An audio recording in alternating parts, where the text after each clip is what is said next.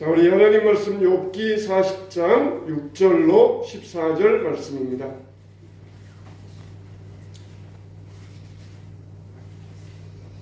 자, 구약성경 801면 욥기 40장 6절로 14절 말씀입니다. 자, 우리 한 절씩 교독합니다. 그때에 여호와께서 폭풍 가운데서 욥에게 말씀하시되 너는 대장부처럼 허리를 두고 내가 내게 묻겠으니 네게 대답할지니라. 내가 내 공의를 부인하려느냐 내 의를 세우려고 나를 악하다 하겠느냐. 내가 하나님처럼 능력이 있느냐 하나님처럼 천둥소리를 내겠느냐. 너는 유엄과 존귀로 단장하며 영광과 영화를 입을지니라. 너의 넘치는 노를 비우고 교만한 자를 발견하여 모두 낮추되 모든 교만한 자를 발견하여 낮아지게 하며 악인을 그들의 처소에서 짓밟을지니라. 그들을 함께 질소에 묻고 그들의 얼굴을 싸서 은밀한 곳에 둘지니라. 다 같이 그리하면 내 오른손이 너를 구원할 수 있다고 내가 인정하리라. 아멘. 자, 우리가 욥기를 보면은 욥기에 대해서 때로는 저기 멀리 있는 이야기처럼 그렇게 느껴질 때가 있습니다. 욥기의 말씀이 우리에게는 저 멀리 우리와는 상관이 없는 말처럼 느껴질 때가 있습니다. 이 말씀은 보편적인 원리를 우리에게 말씀하고 있는 것이에요. 욥이 의심하는 내용도 나오고 하나님께서 답변하시는 내용도 나오고 또 욥이 의심하는 내용과 답변과 이게 막 뒤섞여 있으니까 이게 도대체 뭐가 맞는 말인가. 우리가 그것을 잘 가릴 수 있어야 됩니다. 그래서 옥석을 가릴 수 있어야 돼요.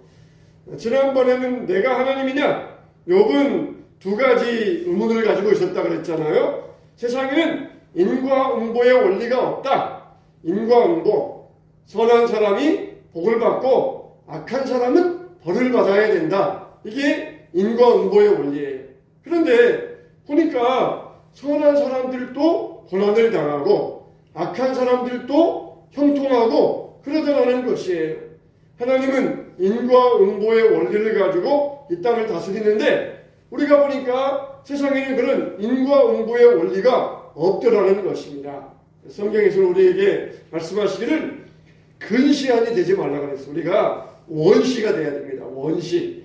근시안이 되어가지고 자기 코앞에 밖에 못 보면은 하나님의 진리의 말씀이 다 헛것처럼 보여요. 원시가 되어가지고 멀리 보면은 결국은 역시 이 땅은 하나님 말씀대로 되어가는구나. 그걸 우리가 깨닫게 되는 것이에요. 근데 근시안이 되어가지고 코앞에 밖에 못 보면은 하나님께서 선한 사람들은 잘되게 해주신다 그랬는데 왜 선한 사람들이 어려움을 당할까? 그러면서 코앞에 밖에 못 보면은 항상 하나님 말씀이 의심이 되고 안 믿어집니다. 안 믿어져요.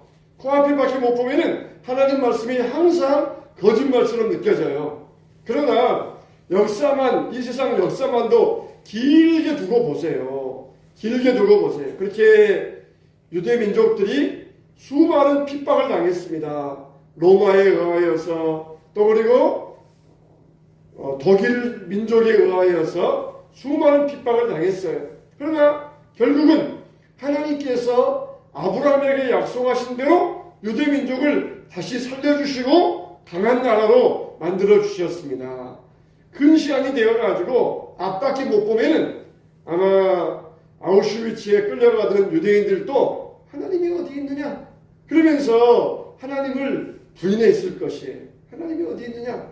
하나님이 계시다 그러면은 왜 이렇게 우리 많은 유대인들이 600만 명이나 아우슈비츠에서 죽어야 되느냐? 하나님은 어디 있느냐? 그러면서 하나님을 부인했을 것이에요. 그러나 길게 보니까 역사 속에서 길게 보니까 하나님의 손길이 우리 민족을 인도하셨구나. 그걸 우리 깨닫게 될 수가 있었던 것이에요. 욥도 마찬가지입니다. 지금 온몸에 악천 들어가지고 기왓장으로 몸을 막 뻑뻑뻑뻑 긁고 있으면서 그러니까 고름이 나고 피가 나오지 않겠어요? 그 기간이 아마 몇 달 됐을 것입니다. 하나님이 어디 있느냐? 하나님이 계시다 그러면은 왜 나에게 이런 고통이 있을 수 있느냐? 그러면서 하나님을 원망했어요. 그러나 길게 보니까 하나님께서 찾아오셔서 욥에게 말씀하시고 길게 보니까 결국은 하나님께서 나를 떠나신 것이 아니구나. 나를 버리시는 것이 아니구나. 그걸 깨달을 수 있었어요. 그래서 하나님께서 그 답변에 대하여서 물어보셔요. 욥기 38장 4절에 보면은 내가 땅에 기초를 놓을 때 내가 어디 있었느냐? 내가 깨달아 알았거든 말할지니라 그랬어요. 하나님께서 세상을 창조하실 때 너 어디 있었느냐? 어디 있었겠어요? 세상에 존재하지도 않았습니다. 엄마 아빠의 뱃속에도 없었고 엄마 아빠 할아버지 고조 할아버지도 없었어요. 내가 너의 조상 수십 대 조상이 세상에 존재하기도 전에 이 땅에 기초를 놓았다. 근데 너는 도대체 그때 어디 있었느냐? 세상에 존재하지도 않았던 그런 사람입니다. 그런 네가 뭘 한다고 떠들어대느냐? 하나님이 그렇게 역사를 길게 보면서 이루어 가시는데 욥은 겨우 몇십 년 살고서는 하나님을 원망하고 인과응보의 원리는 없다. 그랬을 때에 네가 그때 어디 있었느냐? 역사가 이렇게 이루어져 가고 있는데 네가 그때 과연 어디 있어서 하나님의 역사를 네가 알고는 있느냐? 그렇게 욥에게 질문하셨다는 것이에요. 결국에 말은 무슨 말입니까? 너는 인간이고 내가 하나님이라는 것입니다. 선생님이 가르치면은 학생들은 받아야 돼요. 부모님이 인도하면은 자녀들은 받아야 됩니다. 자녀들이 부모 역할을 할 수 없어요. 학생들이 선생 역할을 할 수가 없습니다. 때로는 이해되지 않아도 따라가는 게 자녀와 학생의 역할이라는 것이에요. 내가 하나님이고 너는 인간이다. 그랬을 때에 너 자신을 하나님의 통치와 하나님의 존재를 부정할 수 없게 되는 것이에요. 그래서 욥이 자기가 아무리 옳게 살았다 할지라도 그것은 결국 자기는 인간으로서 옳게 살았을 뿐이에요. 아무리 하나님을 부정한다 그래도 하나님이 안 되는 거 아니에요. 하나님의 존재와 하나님의 영광을 부정할 수가 없는 것입니다. 그래서 자기가 뭘 많이 아는 것처럼 하나님이 왜 세상을 이렇게 다스리시는 것이냐? 왜 이렇게밖에 세상이 안 되느냐? 그렇게 불평할 때에 네가 그때 어디 있었느냐? 네가 뭘 했느냐? 그렇게 말할 거예요. 아마 대통령 되어서도 마찬가지일 거예요. 국민들이 막 원망할 때에 정말 네가 그때 뭐 했느냐? 그러면서 대통령 입장에서는 아마 원망스러울 것이에요. 그러나 대통령과 하나님과는 비교할 수 없습니다. 하나님은 전지전능하신 분이시고 대통령은 인간에 불과해요. 인간으로서 다른 인간을 이해하는 것도 어려운데 하물며 인간으로서 하나님을 이해한다는 것은 불가능입니다. 불가능해요. 0.01%라도 가능성이 있는 것이 아니라 불가능해요. 불가능. 인간으로서 인간, 자녀들이 부모 심정 알 수 있겠습니까? 나는 아빠 엄마 마음 잘 알아요. 그렇지만은 부모 입장에서는 자녀들이 과연 부모 마음을 잘 안다고 생각하십니까? 몰라요. 알 수가 없어요. 그런 것처럼 인간이 다른 인간을 이해하는 것도 어려운데 인간이 하나님을 이해한다는 것은 이것은 불가능이라는 것이에요. 불가능. 막상 우리가 정말 하나님 앞에 서보면은 할 말이 없을 것이에요. 하나님 막 안 보인다 그럴 때는 막 떠들어댑니다. 자기 말로 막 떠들어대고 이건 정말 하나님이 잘못하시는 거야. 이건 정말 하나님이 실수하셨어. 막 그렇게 떠들어대다가도 하나님이 딱 나타나셔가지고 여봐 내가 세상에 기초를 놓을 때 너 어디 있었니? 물어보면은 그렇게 말 잘하던 사람도 입이 막혀버려요. 막상 검찰청이나 재판장에 끌려가서 법정 앞에 서보면은 그렇게 말 잘하는 사람도 입이 막혀버립니다. 나는 죄 없어. 나는 무죄야.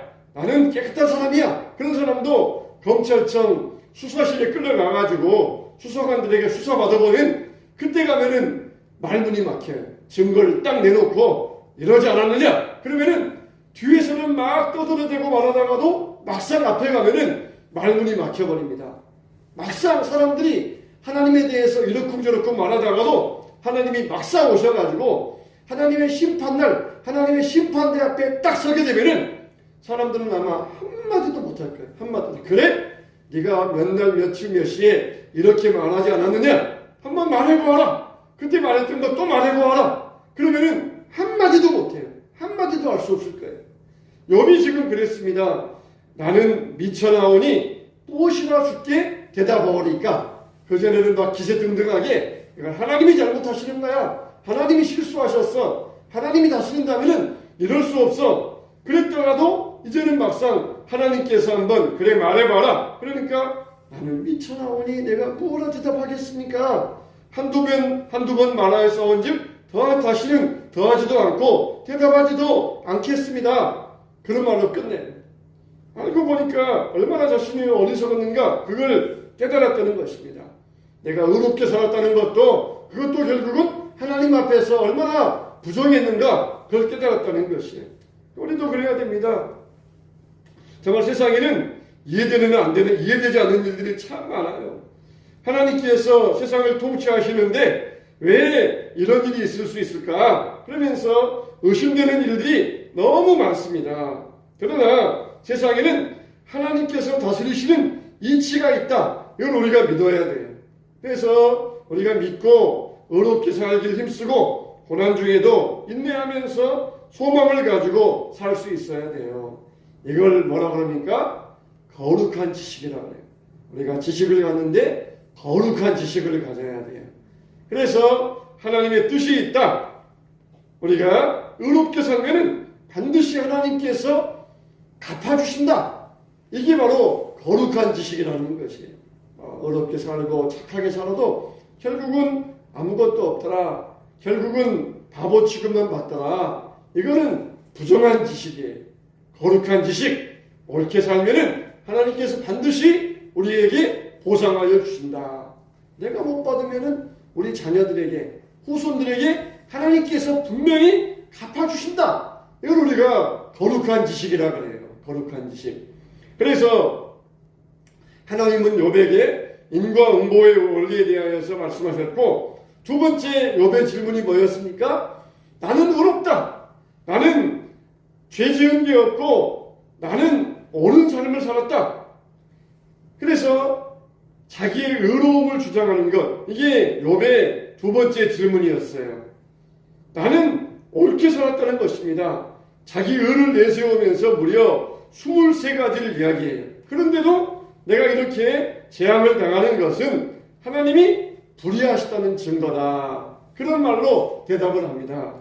욥기 40장 8절에 보면은 하나님께서 뭐라고 이에 대해서 대답하십니까? 내가 내 심판을 폐하려느냐? 스스로 어렵다 하여 나를 불의하라 하느냐? 이렇게 하나님께 대답하세요. 네가 내 심판을 폐하려느냐? 없애려고 하느냐?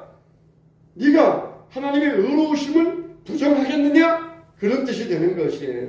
그러니까 욥이 하나님은 불의하시다. 하나님은 세상을 심판할 수 없다. 그렇게 한 말에 대해서 하나님은 그러면은 네가 나의 심판을 부정할 수 있느냐? 폐할 수 있느냐? 그런 답변으로 욥에게 대답하셨던 것입니다. 세상에는 사람들이 있는데 악한 자들이 많이 있어요. 근데 악한 자들도 종류가 두 종류입니다. 악한 자들 가운데는 법망에 걸리는 악한 자들이 있어요.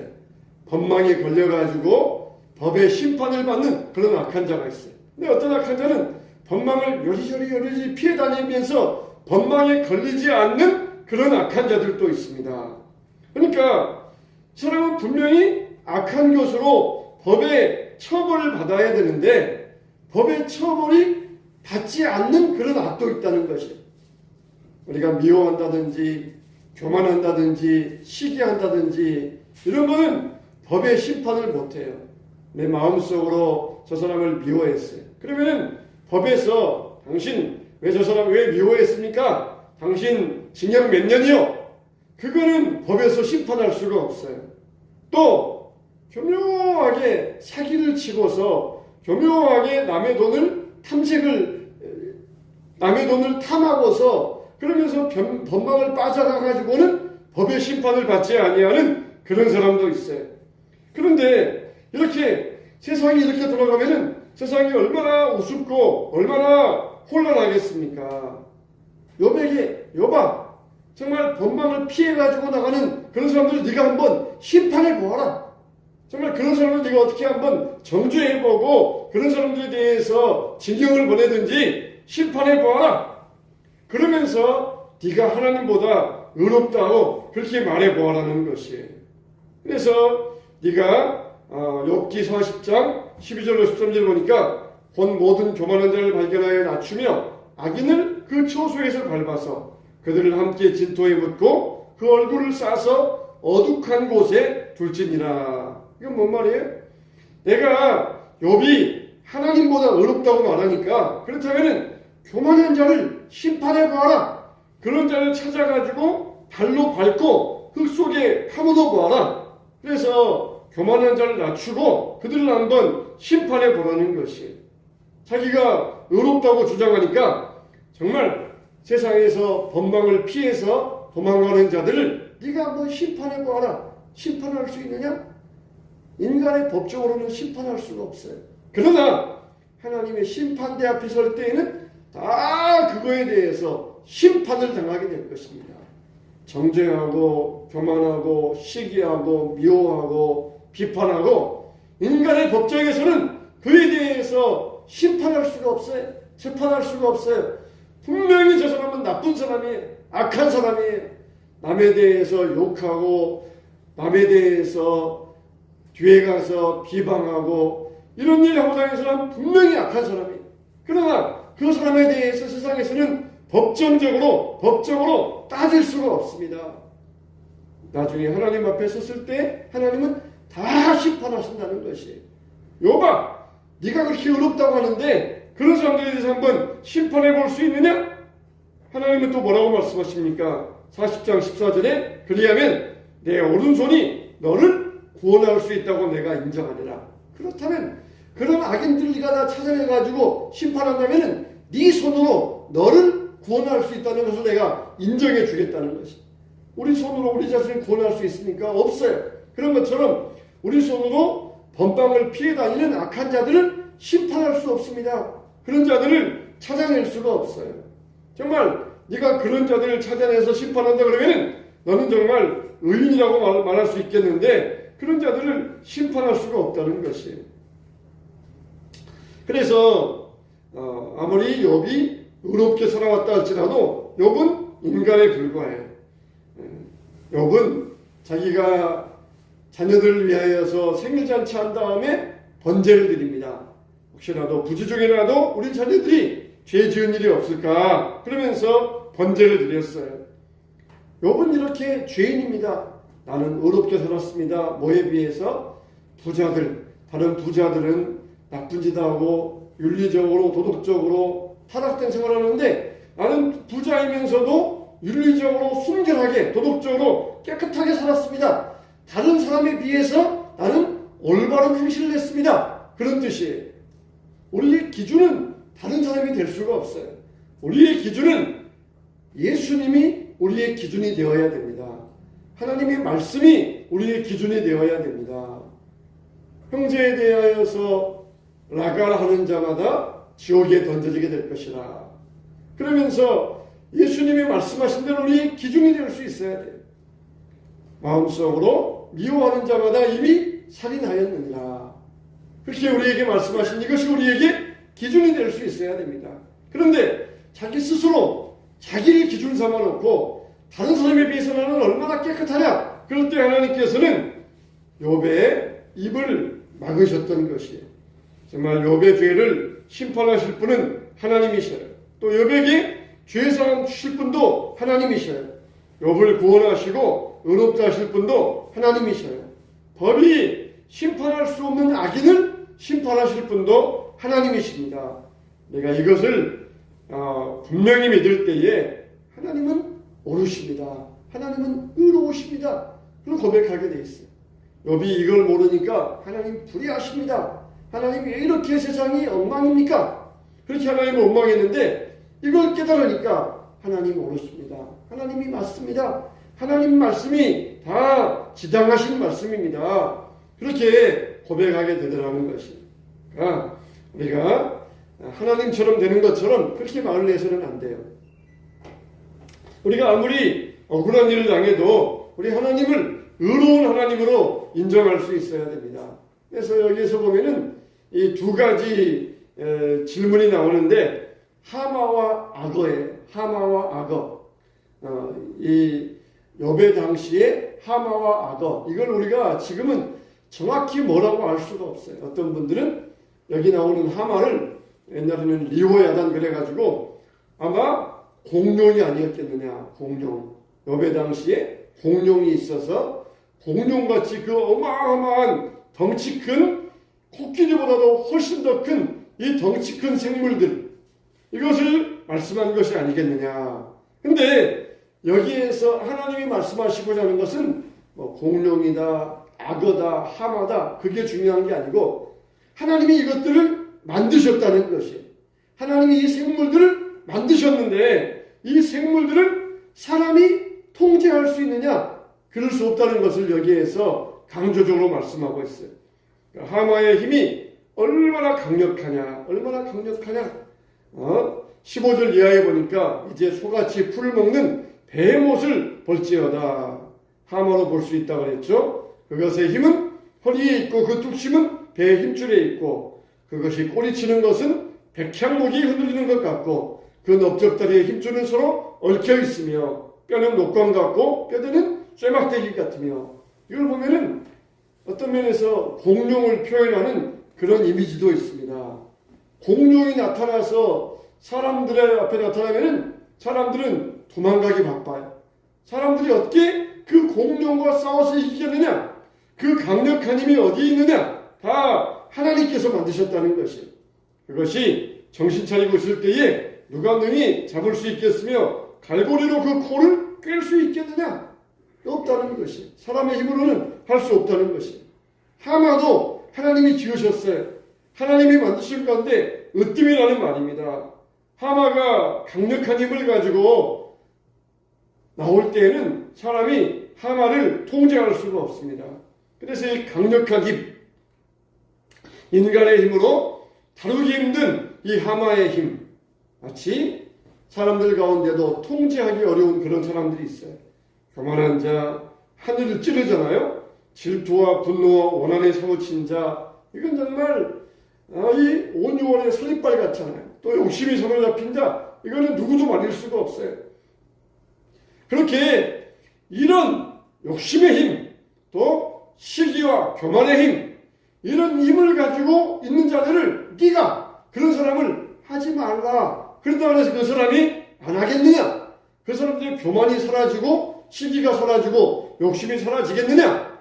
그들의 힘이 얼마나 강력한 줄 아느냐? 얼마나 강력한 줄 아느냐? 참 이런 사람이 만일 집안에 하나 있으면은 그 집안은 온통 어두움일 것이에요. 그런 사람이 만일 회사에 한 명 있으면은 그 회사는 아마 지옥 같은 회사일 것이에요. 옛날 같으면은 그런 사람이 있어도 참고 회사 다니면서 생활했는데 요즘 젊은이들은 그런 사람이 회사에 있으면은 당장 그만둘 것이에요. 이렇게 이런 사람들 때문에 교회나 가정이나 회사가 온통 지옥이 될 수 있다는 것입니다. 근데 누가 그런 사람을 통제하겠느냐? 누가 그런 사람을 온화하게 만들고 겸손하게 만들고 누가 그런 사람을 사랑의 사람으로 만들겠느냐? 없어요. 없다는 것입니다. 오직 성령의 능력만이 그 사람을 변화시켜 주십니다. 하나님의 능력만이 그 사람을 저 사람 되게 만들어 주신다는 것입니다. 세상이 이와 같이 죄로 혼란스럽고 죄가 아무리 관영하다 할지라도 하나님은 분명히 세상을 다스리고 계십니다. 할렐루야. 이걸 우리가 믿으시기 바랍니다. 하나님은 의로우신 하나님이시고 세상을 심판하시고 통치하시는 하나님이다. 우리가 이걸 믿을 수 있어야 됩니다. 또 악어의 경우도 마찬가지입니다. 악어나 하마나 뱀옷이나 리워야단이나 다 강력한 힘을 가지고 있는데 사람이 통제할 수 없는 이 힘을 가진 이런 생물들을 너희들이 이것들을 통제하고 변화시킬 수 있느냐? 인간으로서 그거 하나 못하면서 니들이 어떻게 하나님을 불의하다, 하나님이 잘못되었다, 하나님이 우리를 버렸다, 그렇게 너희 입으로 하나님을 비방할 수 있느냐 그런 것이. 여러분들이 예수님 말씀하신 것처럼 우리의 키를 한 자나 늘렸다 줄였다 할 수 있습니까? 우리의 머리카락을 희게 했다 검게 했다 할 수 있습니까? 없어요. 그것도 못하면서 어떻게 전지전능하신 하나님 앞에서 왜 하나님 세상을 이렇게 만들어 놓으셨습니까? 왜 하나님 저 사람을 저렇게 만들어 놓으셨습니까? 그렇게 할 수 없다는 것이에요. 그렇게 할 수 없다. 하나님은 다 의로우신 하나님이었어요. 모든 것을 다 의롭게 만들고 계시고 의롭게 통치하시는 하나님이세요. 우리는 근시안적으로 보면 안 돼. 멀리 봐야 됩니다. 멀리 볼 수 있어야 돼요. 악한 사람도 악한 때에 소용하기 위하여서 하나님께서 만들어 놓으셨다는 것이에요. 그래서 우리가 악인들을 너희들이 배달할 수 있냐? 그러면 그렇게 마음이 안 좋으면은 그 악인들을 네가 변화시키면 되지 않느냐? 네가 새로운 사람 바꿔놓으면 되지 않느냐?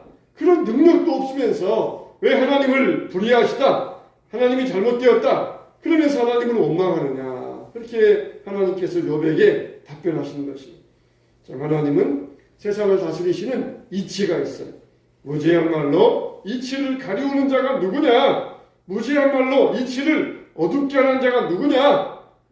욥의 말에 대해서 더 이상 말 못하게 하나님께서 욥에게 딱 욥의 입을 가로막아 버리십니다. 결국 욥이 하는 말이 무엇입니까? 내가 죽게 대하여 귀로만 들었었더니 이제는 눈으로 주를 배웠나이다. 그렇게 이야기해요. 귀로만 들었다. 눈으로만 보았다. 귀로 듣는 것과 눈으로 보는 것과 어떤 것이 더 정확합니까? 귀로 듣는 것과 눈으로 보는 것 가운데 어떤 것이 더 정확합니까? 눈으로 보는 것이. 눈으로 보는 것이 더 정확해요. 근데 내가 전에는 귀로만 들었었더니 이제는 내가 하나님을 배웠나이다. 그렇게 고백을 해요. 근데 실상 여기에서 욥이 하나님을 눈으로 본 것이 아니에요. 귀로 들은 것이에요. 하나님이 말씀하실 때에 하나님이 어떻게 욥에게 나타나셨는지 모르지만은 욥에게 지금 말씀으로 들려주신 것입니다. 근데 귀로만 들었었더니 눈으로 배웠나이다. 이 말은 내가 이제 정말 하나님에 대해서 확실하게 이해할 수 있게 되었습니다. 그런 뜻인 것이. 이게 바로 중생의 체험이잖아요. 거듭남의 체험이잖아요. 우리가 지식으로 귀로 들을 때에는 하나님에 대해서 의심이 되고 이해가 안 돼요. 근데 중생의 체험이 되어지면은 그 다음부터는 모든 말씀이 다 깨달아집니다. 다 이해가 되고 다 믿어집니다. 중생의 체험이 없을 때는 하나님 말씀이 잘 깨달아지지 않아요. 이해가 안 돼요. 그런데 하나님 말씀이 믿어지고 난 다음에는 내 눈으로 보는 것처럼 확실하게 하나님의 말씀을 믿을 수가 있는 것이. 욥이 바로 이런 중생의 체험을 했던 것입니다. 도저히 전에는 하나님이 이해가 안 되고 하나님의 세상의 통치의 원리가 의심스러웠는데 이제는 확실하게 하나님의 음성 듣고 깨닫게 되니까 내가 모든 것을 다 이해할 수 있습니다.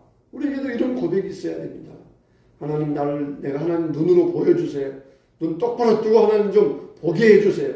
그래서 하나님을 뵙는 것이 아니라 우리 마음의 눈으로 심령의 눈으로 하나님을 뵐 수 있어야 돼요.